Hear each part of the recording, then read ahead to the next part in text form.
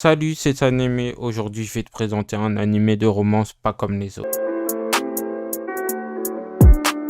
My Stepmom Daughter is My Ex, c'est un animé basé principalement sur de la romance avec un scénario vraiment incroyable et assez bizarre, mais qui se démarque d'autres animés de romance. Et on va pas se mentir, entre nous, les animés de romance sont parfois un peu nuls. C'est honteux! Mizuto, jeune collégien, tomba amoureux de Yume, sa camarade de classe.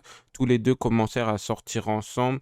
Au début de leur relation, ils étaient tellement amoureux, mais un événement tragique arriva. Ils ont dû se séparer, malheureusement. Suite à ce triste chapitre de leur vie, chacun décidèrent d'emprunter une route différente et d'oublier le passé pour pas y repenser. Mais un beau jour, le père de Mizuto annonça à Mizuto qu'il allait se remarier, qu'il avait trouvé la femme de sa vie. Sauf que Mizuto ne savait pas, c'est que la femme en question avait une enfant et c'était une fille. Et par malheur, il s'avère que la fille en question était son ex Yume. Oh non, pas ça, pas aujourd'hui, pas maintenant, pas après tout ce que tu as fait. Oh shit, here we go again. Pour éviter les conflits au sein de la famille, le frère et la sœur ont instauré une règle, c'est que l'un des deux ne doit pas tomber amoureux de la personne en question, car il perdra le défi. Mais sauf qu'on a le droit à tout faire quand les parents sont pas là. Ça veut dire que le gars ou la meuf peut le chauffer, peut essayer de le séduire. Tant que le mec ou la meuf ne soit pas tombé dans le panneau, ils peuvent continuer. Ce que je trouve super dans cet animé, c'est qu'on voit la relation qui sont passées de ex à frère et sœur et que en fait ils ont toujours des sentiments pour l'un et l'autre, même si malheureusement maintenant ils vivent sous le même toit et qui devront adopter le statut de frères et sœurs.